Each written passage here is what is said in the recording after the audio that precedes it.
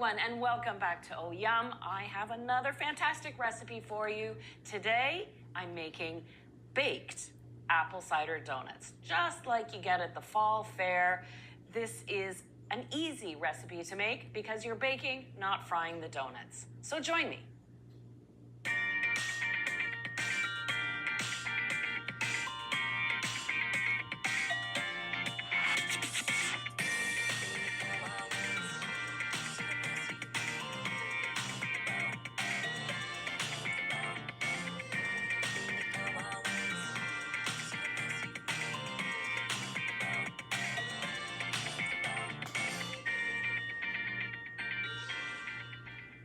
I love apple desserts, basically any time of year, but particularly in fall. And these are just so easy to make. The only step that takes a little time is reducing your apple cider. And I'll talk about that in a minute. Right off the top, I'm going to get going with my wet ingredients. So this is a 1-bowl recipe. You mix everything in this base bowl. I've got my equal amounts of brown sugar and granulated sugar. I'll add to that my teaspoon of vanilla. These donuts are all about building in as much delicious aroma as you can. So I'm layering the combination of fall spices with vanilla at the same time. I'll also add 2 eggs.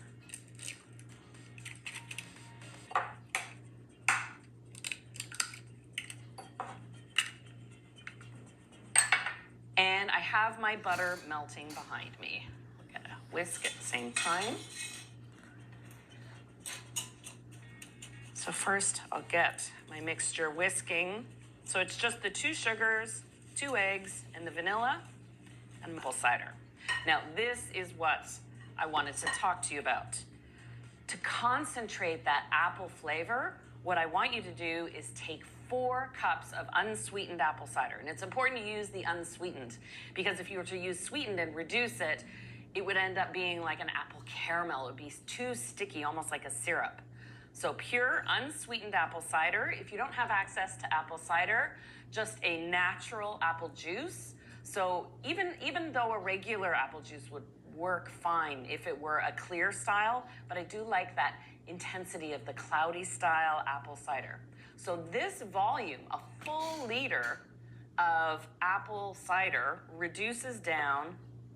I'm Matt, food scientist and head of R&D at Mudwater. Here's 5 things to ask when shopping for a mushroom product. To 1 cup. 1 cup total. So this is what the pan looks like after you've reduced the apple cider. And you want to let it cool down before you pour it into your batter. But I always like to double check my measurements, taking it off the heat. Sometimes you accidentally over reduce. Oh, I've got exactly what I need. And don't be dissuaded by the residue on your pot. This cleans up easily. Honestly, dish soap and a little sponge, you don't even have to scrub and it comes right out. You can see the color difference and you can tell the intensity of apple flavor is going to be built in there. And should you over reduce your apple cider, well, you can just top up with more apple cider or even a little water because that's what's evaporating when you're reducing your apple cider. And obviously if there's more, you just cook it down a little bit. I find it takes about 15 minutes on a medium-high heat to reduce the apple cider, that volume. All right, so in goes my cider.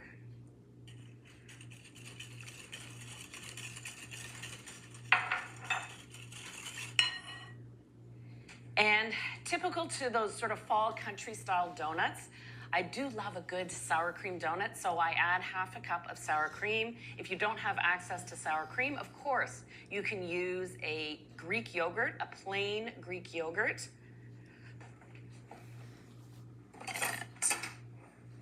Grab my sour cream spatula here. There we go. You know what? I've been looking for this spatula, and it was in the drawer the whole time, because usually I keep them over there. Do you ever misplace things in your kitchen? And of course, you're convinced you know where it should be, but it does Doesn't always end up there.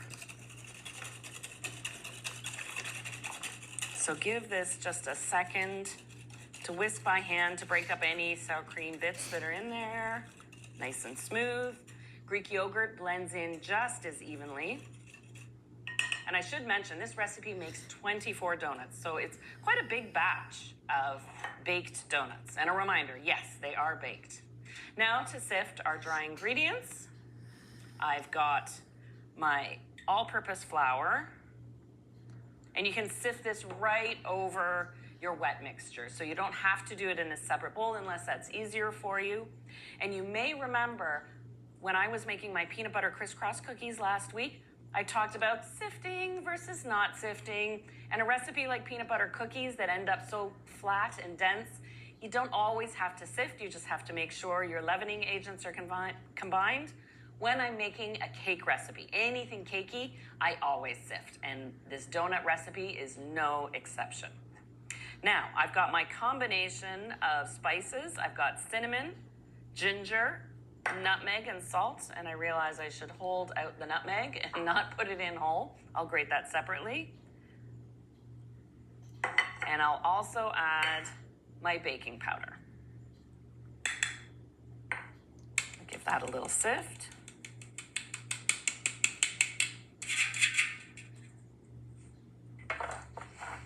And I'll take a second and grate in my nutmeg. If you've got pre-ground nutmeg, obviously it can go in with your dry ingredients and be sifted in. There's something about apple and nutmeg that just pairs beautifully together in combination with ginger and cinnamon.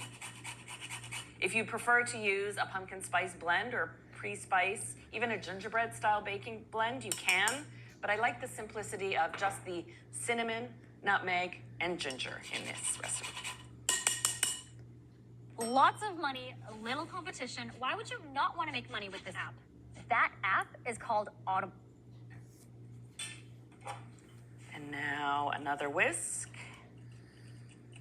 The consistency of your batter will very much depend on how warm your butter and your cider are. If they're still quite warm, you'll find you have quite a fluid batter. If you let them cool completely to room temperature, you may find you have a slightly thicker batter.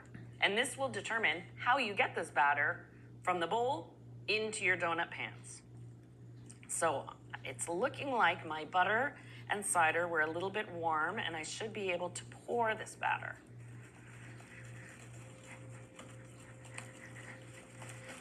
Want it nice and smooth. Or should I pipe it? Decisions. It is a cool, crisp fall day here in southern Ontario. I think I might have more luck. It's cool in this room, and so you can see it's actually thickening as I talk about it. So I think I'm gonna opt for the piping bag. But like I said, if it's a warm day or your ingredients are very warm, you would transfer your batter into a pitcher like this and pour it to fill your donut. But yeah, this has enough structure to it that I'm going to pipe it. Yeah, look at how that batter is standing up on its own. That can handle a piping bag without being too messy. Just take a moment for a little tidy up because we are baking real time here. Now, it's a fair bit of batter because it does make 24 donuts. And I wish you could smell the kitchen right now because right before we started rolling cameras, I put in a batch of donuts just so I could show you what they're like coming out of the oven warm, and because you want to roll them in your cinnamon sugar while they're warm. So I wanted to have that ready for you. And we've got just about 4 minutes left on those donuts.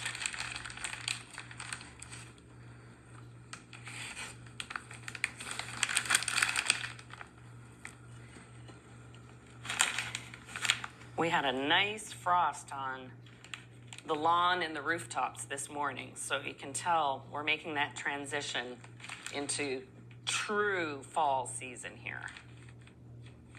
I love hearing where you're watching from.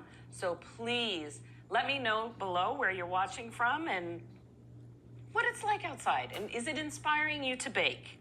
And if it's not inspiring you to bake cider donuts, what are you inspired to make? Because I bet I have a recipe right here on the channel for you. Okay, let me get every last bit. Boy, that is one full piping bag. I'm just gonna step away to drop off my bowl and bring my donut tins. I have 2 of them, lightly greased. They're non-stick donut tins. And now here is a quandary, what to do if you don't have a baking donut tin. Well, you can make these as apple cider muffins just as easily, and it'll make 24 muffins. Your bake time will be a little different. And where these bake for 15 minutes at 400 degrees, I would bake the muffins for 375 at 375 for about 20 minutes. And you'll get the same result, and you can pop them out warm and roll them in the